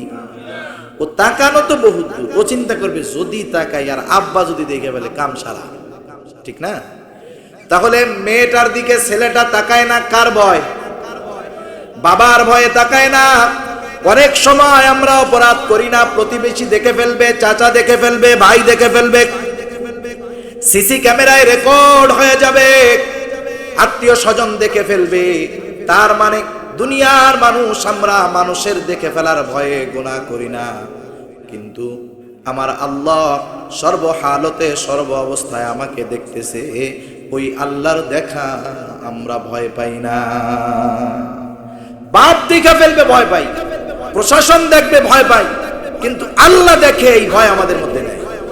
যদি থাকতো তাহলে আল্লাহ তো রাতের আধারে মনে হয় দেখে না? দেখে, সর্ব অবস্থায় দেখে। শুধু তাই না, আমি জবান দিয়ে বের করার আগে আমার অন্তরের মধ্যে কি থাকে দুনিয়ার কোনো প্রযুক্তি এটা বাহির করতে পারবে না, জানতে পারবে না, কিন্তু জানে কে? আল্লাহ তাআলা বলেন ওয়ালাকাদ খলাকানাল ইনসানা ওয়া না'লামু মা তুওয়াসওয়িসু বিহি নাফসুহু ওয়া নাহনু আকরাবু ইলাইহি মিন হাবলিল ওয়ারিদ। আল্লাহ তাআলা বলেন, ওয়ালাকাদ খলাকনাল ইনসান, আমি আল্লাহ মানুষকে সৃষ্টি করেছি, ওয়া না'লামু মা তুওয়াসওয়িসু বিহি নাফসুহু, আমি আল্লাহ জানি কোন জিনিসে তার অন্তরের মধ্যে ওয়াসওয়াসা দেয়। বলেন তো ওয়াসওয়াসা দেখা যায় নাকি? জোরে বলেন, দেখা যায়? ওয়াসওয়াসা দেখা যায় না। দুনিয়ার কোনো প্রযুক্তি, দুনিয়ার কোনো মেশিন ওয়াসওয়াসাকে ক্যাচ করতে পারে না, কিন্তু আমার আপনার অন্তরের সকল ওয়াসওয়াসার খবর যিনি জানেন তিনি কে? কেন জানে আল্লাহ? আল্লাহ তাআলা জানার কারণ হলো, আল্লাহই বলেন, ওয়া নাহনু আকরাবু ইলাইহি মিন হাবলিল ওয়ারিদ। আল্লাহ তাআলা বলেন, বান্দা জানো আমি কেন তোমার ওয়াসওয়াসার খবর জানি? জানার কারণ হলো আমি তোমার শাহ রগের চাইতেও তোমার অধিক নিকটবর্তী। সুবহান। আমি আমার যত কাছে তার চাইতে বেশি কাছে কে? আমি তো জীবনে যা দিয়া দেখি, চোখ দিয়া দেখি না আমরা? জীবনে আমরা আয়না ছাড়া আমাদের চোখটা দেখি নাই। দেখছেন কেউ? দেখি নাই। আমার পিঠ আমার কত কাছে, দুই একজন আছেন নাকি ডেলি সকাল বিকালে 3-4 বার নিজের পিঠটা দেখেন? অনেকে আছে জীবনে একবারও দেখি।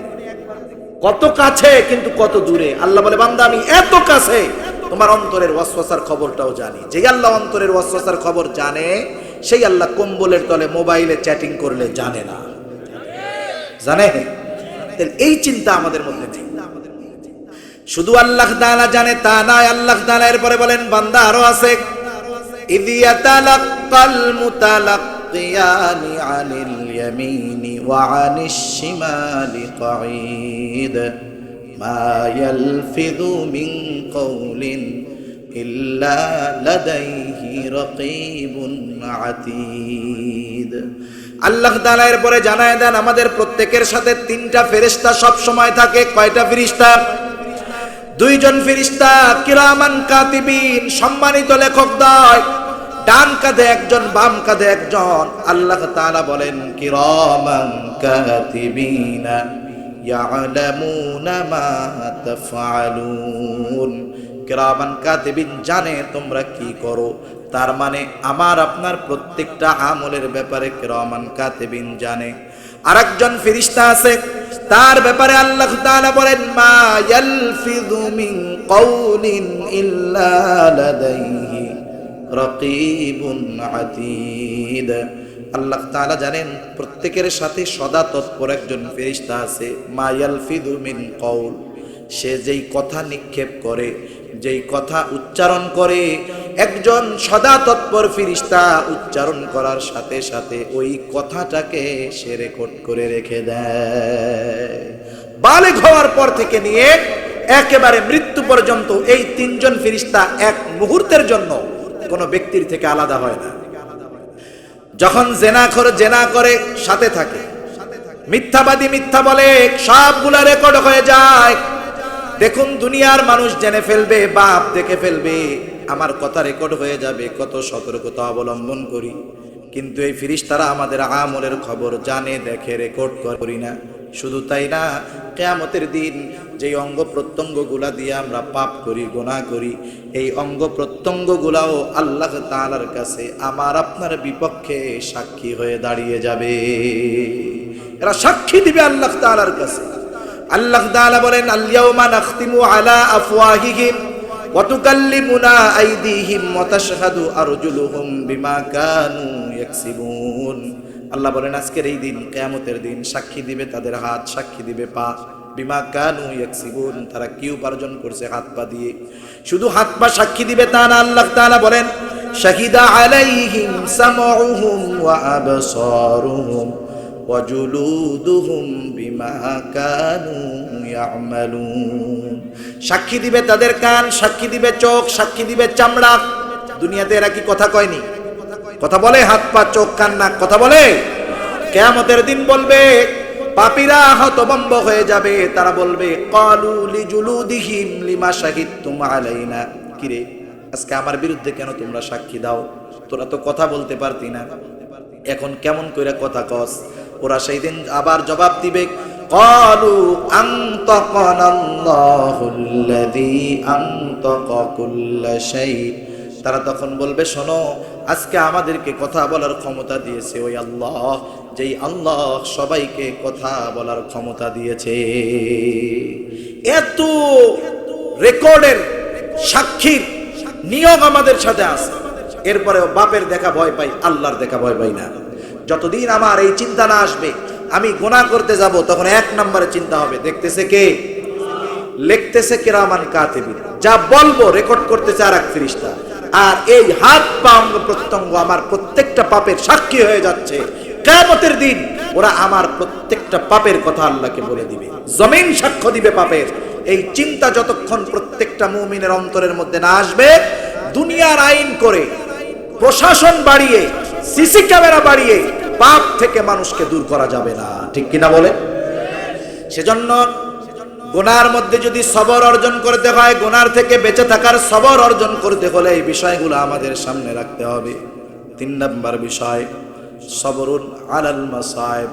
বিপদ আপদ মুসিবতের মধ্যে সবর। দুনিয়ার জিন্দেগিতে বিপদ আপদ মুসিবত আসবে, এটা স্বাভাবিক ব্যাপার। ঠিক কিনা বলেন? কারণ আল্লাহ তাআলা বলেন, বান্দা বিপদ আপদ মুসিবত দিয়ে তোমাদের পরীক্ষা নেওয়া হবে। আল্লাহ তাআলা বলেন, ওয়ালা নাবলুওয়ান্নাকুম বিশাইইম মিনাল খাউফি ওয়াল জু'i ওয়া নাকসিম মিনাল আমওয়াল ওয়াল আনফুস ওয়াস সামারাত। আল্লাহ বলেন, ওয়ালা নাবলুওয়ান্নাকুম বিশাইইম মিনাল খাউফ। আল্লাহ বলেন, অবশ্যই অবশ্যই আমি তোমাদের পরীক্ষা নিব। পরীক্ষাগুলো কোন কোন মাধ্যমে হতে পারে? আল্লাহ তাআলা বলেন, বিশাইইম মিনাল খাউফ, ভয়ের মাধ্যমে পরীক্ষা নিব। আল্লাহ তাআলা বলেন, ওয়াল জু', ক্ষুধা তথা অভাব দারিদ্রতার মাধ্যমে পরীক্ষা নিব। ওয়া নাকসিম মিনাল আমওয়াল, মালের ক্ষতির মাধ্যমে আমি আল্লাহ পরীক্ষা নিব। ওয়াল আনফুস, জীবনের ক্ষতি, জানের ক্ষতির মাধ্যমে আমি আল্লাহ তোমাদের পরীক্ষা নিব। ওয়াস সামারাত, ফসলের ক্ষতির মাধ্যমে পরীক্ষা নিব। তার মানে এই ধরনের বিপদ আপদ আসতে পারে, এই খবর জানায় দিল কে? আবার আল্লাহ তাআলা বললেন, বান্দারে বিপদ আপদ মুসিবত আমি আল্লাহ দিব। আমি আল্লাহ বিপদ যেহেতু দিয়েছি, তুমি কিন্তু এই চিন্তা করে আরেকজনের কাছে সাহায্য চাইতে যাও না, বরং কি করবা? আল্লাহ বলেন, ইয়া আইয়ুহাল্লাযীনা আমানুস্তাঈনু বিস-সাবরি ওয়াস-সালাহ। আল্লাহ তাআলা বলেন, হে ঈমানদারেরা, ইস্তাঈনু, আমি আল্লাহর কাছে সাহায্য চাও। মানুষ যখন বিপদে পড়ে তখনই তো সাহায্যের দরকার। ঠিক কিনা বলেন? এখন কেমনে সাহায্য চাইবো? আল্লাহ তাআলা বলেন, বিস-সাবরি ওয়াস-সালাহ, সবর এবং সালাতের মাধ্যমে সাহায্য চাও। তাইলে কি হবে? আল্লাহ তাআলা বলেন, ইন্নাল্লাহা মা'আস-সাবিরিন। সবর এবং সালাতের মাধ্যমে যেই মুমিন সাহায্য চায়, ওই মুমিনকে আল্লাহ একটা উপাধি দিয়ে দেয়। উপাধিটা হলো সাবের। সে তখন সবের মুমিন হয়ে যায়। এই জন্য আল্লাহ বলেন, ইন্নাল্লাহা মা'আস-সাবিরিন, নিশ্চয়ই আল্লাহ ধৈর্য ধারণকারীদের সাথে আছে। এখন বিপদ আপদ মুসিবতে সাহায্য কার কাছে চাইবো? জোরে বলেন। আল্লাহর কাছে সাহায্য চাইবো। এরপরে আল্লাহ তাআলা বলেন, ওয়াবাশশিরিস সাবিরিন, হাবিব আপনি ধৈর্যশীল মুমিনদেরকে সুসংবাদ দেন তথা জান্নাতের সুসংবাদ দিয়ে দেন। এখন ধৈর্যশীল মুমিন কারা? এদের প্রাথমিক আলামত হলো, আল্লাযীনা ইযা আসাবাতহুম মুসিবা ক্বালু ইন্না লিল্লাহি ওয়া ইন্না ইলাইহি রাজিউন। ধৈর্যশীল মুমিন হলো তারা, বিপদ আপদ মুসিবত যখন তাদের উপরে পতিত হয়, তারা যখন বিপদ আপদে পড়ে যায়, তারা হতাশ হয় না, অবিচল থাকে, আর বলে, ইন্না লিল্লাহ, নিশ্চয়ই আমরা আল্লাহর জন্যই, ওয়া ইন্না ইলাইহি রাজিউন, আমরা তার কাছেই আবার ফিরে যাব। এটা হলো আল্লাহর শিখায় দেওয়া দোয়া। সহিহ মুসলিমের মধ্যে আরেকটা বর্ণনা আসছে, আল্লাহর নবী বলেন, যখন কেউ বিপদ আপদ মুসিবতে পতিত হবে, সে যদি এই আমলটা করে তাহলে আল্লাহ তাআলা তাকে বিপদ থেকে উদ্ধার করবে। শুধু উদ্ধার করবে তা নয়, বরং বিপদের মাধ্যমে সে যা হারিয়েছে তার চাইতে উত্তম বস্তু আল্লাহ তাআলা তাকে দিবে। নবী শিখায়া দিলেন, তোমরা যখন বিপদ আপদে পড়বা, মুসিবতে পড়বা, তখন পড়বা ইন্না লিল্লাহি ওয়া ইন্না ইলাইহি রাজিউন। এরপরে পড়বা আল্লাহুম্মা আজুরনি ফি মুসিবাতি ওয়া আখলুফনি খায়রাম মিনহা। এই দোয়ার মাধ্যমে মুমিন আল্লাহকে বলে, আল্লাহ যেই বিপদে পড়ছি সেইটার থেকে আমারে উদ্ধার করেন, আর বিপদের মাধ্যমে যা হারিয়েছি তার চাইতে উত্তম বস্তু আপনি আমাকে দান করেন। এরপরে আল্লাহ তাআলা এই সবের মুমিনদের ব্যাপারে আরেকটা খবর জানায় দেন। আল্লাহ বলেন, উলাইকা আলাইহিম সালাওয়াতুম মির রাব্বিহিম ওয়া রাহমাহ। সবের মুমিন যারা, তাদের রবের পক্ষ থেকে তাদের জন্য রয়েছে বিশেষ অনুগ্রহ আর দয়া। সুবহানাল্লাহ।